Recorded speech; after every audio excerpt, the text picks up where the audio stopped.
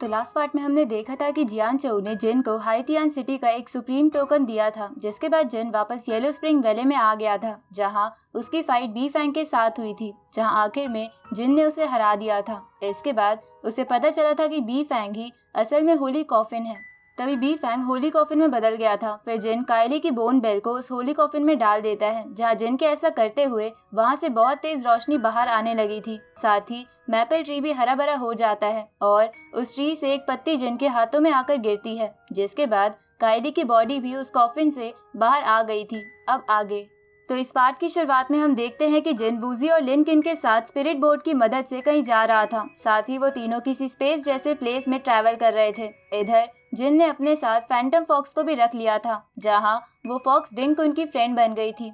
तभी जिन कहता है कि आज से मैं इस फॉक्स को सिल्वी बुलाऊंगा, जिसको सुनकर डिंक उन कहती है कि तुम्हारे मन में कैसे अजीब अजीब से नाम आते रहते हैं, इसकी जगह क्यों ना हम इसका नाम जियाओ बाई रखें। जिस पर जिन उससे कहता है कि ठीक है, जैसी तुम्हारी मर्जी। इधर लिनकिन जिन को देखकर वूजी से कहने लगती है कि जब से ये येलो स्प्रिंग वैली से वापस आया है, तब से जिन का मूड खराब लग रहा है। इस पर वूजी उससे कहती है कि शायद इसे होली कॉफिन ना मिलने का दुख है।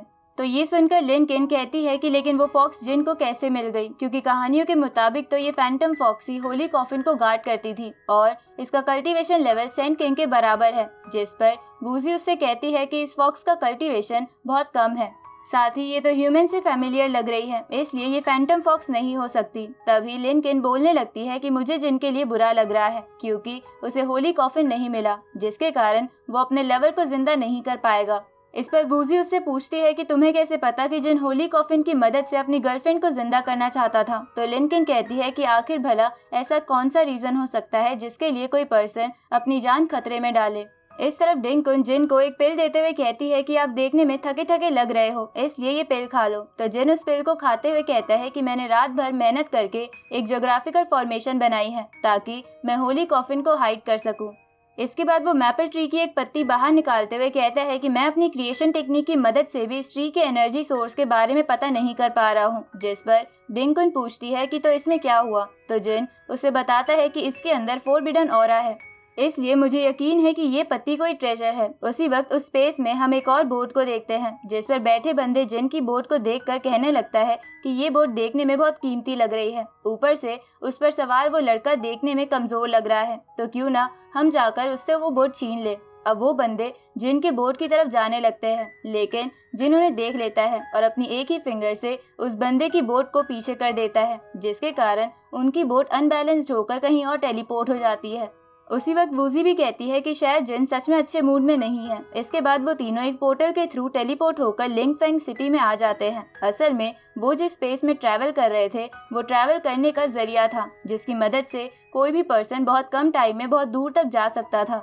इधर हम उस सिटी में कुछ लोगों को काम करता देखते हैं, जो कि बड़े बड़े बॉक्सेस को संभाल के कहीं लेकर जा रहे थे, जहाँ एक बंदा सबसे कह रहा था कि एक बॉक्स भी खराब नहीं होना चाहिए, क्योंकि इन सब के अंदर ट्रेजर रखे हुए हैं।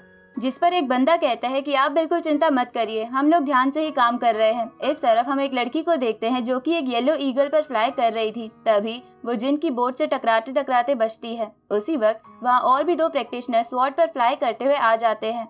तभी लिनकिन बताती है कि यहाँ से वूजी वर्ल्ड जाने का भी रास्ता है। साथ ही यहाँ 2 दिन बाद युनकुन पगोड़ा की तरफ से ऑक्शन होने वाला है, इसलिए यहाँ इतने सारे कल्टीवेटर्स आए हुए हैं। इसके बाद वो तीनों भी बोट से नीचे उतर जाते हैं, जहाँ लिनकिन वूजी से कहती है कि इस बार के ऑक्शन में हमें कुछ न कुछ रेयर चीज बाय करना ही है, ताकि मैं अपने लिए कोई अच्छा सा वेपन बना सकूं।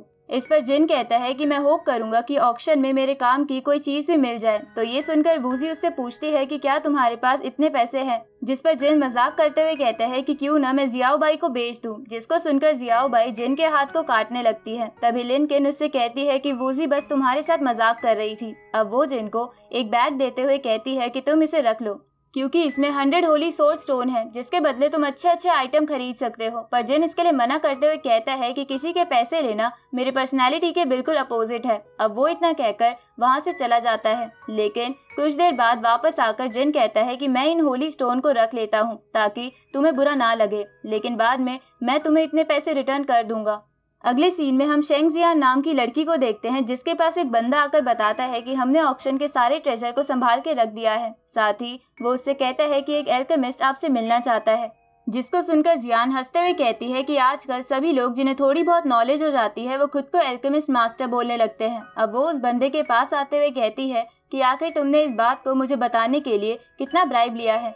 तभी उस बंदे के हाथ से वो लिनकिन का बैग गिर जाता है और वो बैग जिन ने उसे दिया था। उसी वक्त जियान उस बंदे को मारने लगती है, लेकिन बीच में जिन आकर उसे बचा लेता है और उसके चाबुक को रोकते हुए कहता है कि ऐसा लगता है आप बहुत जल्दी गुस्सा हो जाती हो। इस पर जियान उससे पूछती है कि आखिर तुम हो कौन। तो जिन उससे कहता है कि आपके सर्वेंट ने मेरे बारे में आपको बता ही दिया है क्योंकि मुझे आपसे कुछ काम है। इस पर जियान उससे कहती है कि मैं बस बिजनेस ऑक्शन के रिलेटेड बात करती हूँ और जो कोई भी पर्सन बिना बुलाए मेरे रूम में आता है उसे बस मौत मिलती है। अब इतना कहकर वो जिन पर अपने चाबुक से हमला कर देती है, लेकिन जिन अपनी निर्वाणा फायर से उसके अटैक को खत्म करते हुए उससे वो चाबुक छीन लेता है।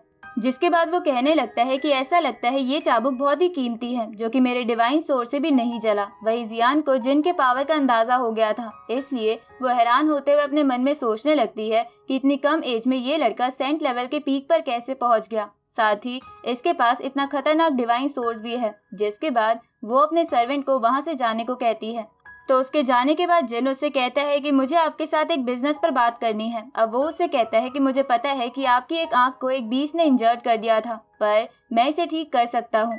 इसको सुनकर जियान कहने लगती है कि मेरी इस इंजरी को ठीक करने के लिए 1000 ईयर ओल्ड रेड ड्यू पिल की जरूरत है, जिसको एक टैलेंटेड एल्केमिस्ट ही बना सकता है। साथ ही उस पिल में लगने वाले इंग्रेडिएंट भी बहुत रेयर है, जिसे तुम जैसा बच्चा तो बिल्कुल नहीं बना सकता, इसलिए यहाँ से चले जाओ। तभी जिन उसे एक 1000 ईयर पुरानी रेड ड्यू पिल दिखाता है, जिसको देखकर जियान जिन से उस पिल को मांगने लगती है और जिन से कहती है कि मैं इसके बदले आपको कुछ भी दे सकती हूँ। इस पर जिन उससे कहता है कि अभी कुछ देर पहले तो तुम मेरा मजाक उड़ा रही थी। तो जियान उससे माफी मांगते हुए कहती है कि अभी जो हुआ उसके लिए मुझे माफ कर दीजिए और प्लीज मुझे ये पिल दे दीजिए।